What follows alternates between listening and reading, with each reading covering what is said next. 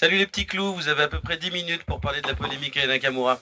Waouh, nous sommes en mission. Effectivement, donc, vous le savez, forcément, ça fait à peu près une dizaine de jours que la France est rythmée par cette polémique autour d'Aya Nakamura et de sa potentielle participation aux Jeux Olympiques où elle pourrait, parce qu'il y a beaucoup de conditions, chanter des morceaux d'Edith Piaf pour la cérémonie d'ouverture. Donc ça a créé beaucoup de réactions, notamment de la part d'une forme, je pense, d'establishment français qui a beaucoup de mal à imaginer que Aya Nakamura puisse être la personne de la situation, avec énormément de retours très différents, des gens qui remettent en cause sa légitimité à chanter, même à exister, même parfois on a l'impression, d'autres avec des relents un peu plus compliqués à mon avis. Qu'en pensez-vous ? Peut-être commençons par le commencement, en quoi Aya serait ou ne serait pas légitime pour chanter aux Jeux Olympiques. Sandra, tu veux commencer ? La première chose qui est un peu évidente, et nous on n'aime pas parler de chiffres, mais là, là ça me semble important de le faire. Pour une cérémonie d'ouverture des Jeux Olympiques, donc c'est le rayonnement d'un pays dans le monde, pourquoi ne pas prendre l'artiste française la plus écoutée dans le monde ? Qui est le cas d'Aya Nakamura, qui est absolument écoutée et en plus admirée dans plein de pays. Elle a été validée par plein de grands artistes, mais juste en termes de chiffres, c'est l'artiste la plus écoutée. Donc, en fait, le sujet, il est balayé très vite parce qu'on comprend que c'est pas ça le problème. On est, Aya Nakamura, c'est 7 milliards de streams, voilà, pour info. Donc, c'est beaucoup. Ouais, il y a d'autres questions qu'on va certainement soulever ensuite, mais d'un point de vue simplement musical, si on fait la gymnastique intellectuelle qui est de prendre au sérieux les attaques, il parle des paroles notamment. Ouais. Il parle des paroles et en fait, encore une fois, ça peut être très vite débunké. Analysons les paroles de Claude François, analysons les paroles de tous les plus grands tubes depuis 50 dernières années. La critique est facile. Voilà, la critique est facile. Et puis il y a quelques mois, il était peut-être question que ce soit Daft Punk, par exemple. Il y avait ce bruit qui a couru. Daft Punk qui fait de la musique, qui font de la musique électronique. Tout à fait. Parfois, il y a des paroles en anglais, justement, pas en français. Donc, en fait. David Guetta est dans le top aussi pour représenter la France. Voilà. Et d'ailleurs, David Guetta. Ça aurait créé beaucoup moins de problèmes. Alors que les Daft Punk ne chantent pas en français. Donc, c'est assez. Absurde. Non, mais en fait, le souci, alors, je pense qu'on va venir après au cœur du problème. Non, mais sur c'est important juste de parler de musique au début. Et là, je vais parler d'artistique. C'est que c'est toujours la même rengaine méprisante concernant les musiques non académiques. Encore plus quand elles sont interprétées par des personnes racisées. Et encore plus quand c'est des femmes. C'est vraiment ce truc-là. C'est-à-dire qu'il y a peu de temps, je suis tombé sur la vidéo d'un YouTuber qui parle en fait de musique classique ou de jazz, etc. Qui avait une espèce qui concluait que la musique d'Aya était indigente, ça le regarde lui, avec une espèce de grille de lecture académique pour une musique non académique, ou alors quand il allait en parler, faire des comparaisons avec la pop des années 70 ou 80. Comme si en fait 50 ans d'évolution des musiques assistées par ordinateur, des musiques afro-américaines, afro-caribéennes n'avaient pas existé, tu vois. Limite à un moment donné, il y a des images de tribus en pagne, tu vois, pour parler du rythme, tu vois. Mais en fait, mais c'est quoi ce mépris, quoi. Et en fait, que ce soit dans l'appréciation de sa musique ou de ses paroles, c'est toujours la même grille méprisante et élitiste, comme si les musiques pop étaient un art justement académique et qu'il fallait les juger à l'aune de Mozart ou de Beethoven, quoi. Non, en fait, Aya Nakamura, elle fait de la musique pop au sens large, qui est mondialisée, justement, parce qu'elle se nourrit de plein de choses afro-américaines, afro-caribéennes. Elle le fait en français, alors après, avec un français qu'on peut considérer hybridé si on veut, mais c'est un français qui est vif. Les gens ont le droit de ne pas aimer la musique d'Aya Nakamura. Absolument, mais voilà. Mais c'est la manière dont on en parle, en fait. Mais en fait, c'est ça. En fait, il y a toute cette question de on a le droit de pas aimer. Il y a souvent cet argument qui est avancé par les personnes de manière un peu hypocrite, on a le droit de pas aimer et critiquer. Évidemment, je veux dire, même moi, en fait, il y a des morceaux d'Aya Nakamura que j'aime pas forcément. Moi, les morceaux que je préfère, par exemple, c'est les trucs très dancehall. C'est Belek, c'est Pookie, c'est Chop. Moi, c'est le genre de morceaux que je préfère chez elle. Oh, je t'ai déjà vu. Voir s'ambiancer. J'ai déjà vu te déhancher sur Doudou. Hein. Ne me mens pas, ne me mens pas. Alors, Doudou, j'adore parce que c'est ce truc un peu Nigeria aussi. Avant les émissions. Hein. Bien sûr. Raphaël est tout seul dans le salon, là, sur Doudou, je le connais. Ça, c'est clair. Attention. J'ai un déhanché nigérian assez incroyable. Méfiez-vous. Mais non, mais en fait, je veux dire, évidemment, on peut avoir un rapport critique à la musique d'Aya Nakamura, mais c'est quoi le point de départ de votre désaffection de sa musique ? C'est quoi le point de départ de votre légitimité à estimer qu'elle n'a pas le droit de représenter la France à cette cérémonie d'ouverture vue à l'international pour toutes les raisons en plus que Sandra a évoquées, quoi. En fait, le souci, en fait, c'est votre racisme crasse et votre mépris de toute façon de toutes ces musiques, de toutes ces cultures.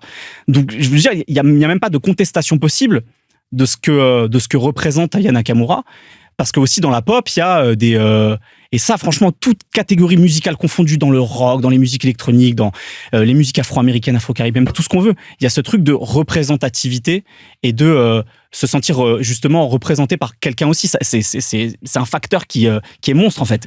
Et justement, Aya, au vu de tout ce qu'elle représente pour les femmes racisées ou les femmes non racisées d'ailleurs, sur sa libération sexuelle, sur tout ce qu'on veut en fait.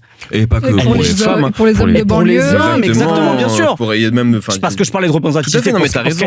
C'est pour dire qu'elle est plus que ça en plus. Parce que quand tu vas à ses concerts, quand tu vois son public, c'est pas uniquement un public féminin, loin de là même. Donc c'est vrai que c'est important de le dire. Et donc oui, elle est plus large que ça. Donc elle est archi-fédératrice. Et en fait, elle a toute la respectabilité qu'on lui refuse, enfin qu'une certaine partie justement de l'establishment ou des représentants politiques lui refusent, mais en fait cette respectabilité elle l'a, et lui coller ce truc de elle peut pas représenter la France, ça c'est comme les joueurs de l'équipe de France qui chantent pas la Marseillaise. En fait, c'est pas ce qu'on, tu vois, à quel moment en fait c'est pas respectable. Sandra, pense à Karim là. Je pense à Karim. Mais c'est chaud. Bien sûr. On a été injuste avec lui. Mais en plus, juste par rapport sur l'aspect musical, et puis après parce que t'as amorcé une transition, même dans quelques-unes des grandes gloires françaises, je pense à Claude François, je pense à Johnny Hallyday, c'est parfois des traductions de chansons américaines. Bien sûr. C'est-à-dire qu'il y a, alors je dis pas ça pour toute la chanson française, attention, évidemment. Non, la variété en tout cas. Mais voilà, il y a une partie de la variété culte classique dans ce pays qui n'est qu'une traduction des tendances américaines de l'époque. Bien sûr. Mais Aya, c'est la France Gall d'aujourd'hui en fait. Il faut étudier les textes. Que vous le vouliez ou non. Exactement. Non, mais même si je pense à un truc, tu prends le refrain de Billie Jean de Michael Jackson. Ouais. C'est pas du Rimbaud, hein. Non, bien sûr. Et c'est pas grave parce que c'est de la pop. C'est de la pop. Avoir cette lecture littéraire en fait de la pop, comme le font certains éditorialistes sur les plateaux de télévision, ça n'a aucun sens, malgré le sens qu'ils voudraient le donner. Et c'est même complètement arriéré, c'est-à-dire qu'en fait qu'on continue même encore à analyser de la musique en lisant des textes. Que les textes soient bien ou mal écrits d'ailleurs, peu importe, ça encore c'est subjectif, ça n'a pas de sens. C'est-à-dire qu'en fait, un texte il est fait pour être chanté ou rappé, donc c'est vraiment complètement absurde. Et en plus, effectivement, c'est une méconnaissance de la pop. Mais après, ça c'est, comment dire, c'est plus large sur comment dans ce pays on parle de la musique. C'est vrai qu'en fait, il y a évidemment le racisme, évidemment, et bien sûr on va en parler, mais il y a déjà un truc de ne pas savoir parler de musique dans ce pays quand ça déborde un petit peu, quand c'est un peu différent des grands comment dire, des grands standards, on va dire, de la culture. Très étriqués quand même. Hein. Exactement. Donc les gens ne savent pas parler de musique là. Donc Aya Nakamura, c'est trop compliqué pour eux. Bah oui, alors, quand c'est Gérard Larcher qui te dit que une ode à la levrette, que Aya ne sait pas écrire. Bon bah voilà, ça gueule le pays de musique qu'est la France. Hein, non mais c'est clair. Mais après effectivement, on se rend compte aussi que ça ça cache même pas quelque chose que personne ne se cache. Et ils avancent à visage découvert un véritable racisme, mépris et racisme d'Aya au sens large.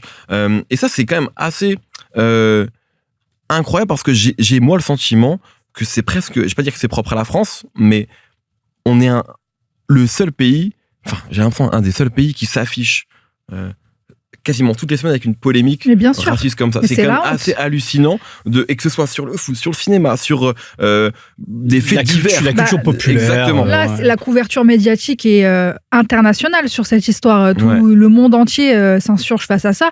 Et pas des pays qui sont connus pour ne pas être racistes et ne pas connaître des problèmes de racisme, notamment l'Italie, qui est le premier à parler dans le JT de cette affaire. Donc, il y a quelque chose de très français dans le traitement que subit Aya, avec un truc qui se répète aussi, parce qu'il y a d'autres exemples qu'il faut relever. Youssoupha, qui est appelé à chanter pour l'équipe de France à l'Euro 2021. La chanson est enregistrée, elle existe. Voilà. Et finalement, on annule parce que ça soulève des polémiques. Il y a eu la même chose avec Black M à Verdun pour les commémorations, qu'au final on interdit, on annule sa venue pour trouble à l'ordre public.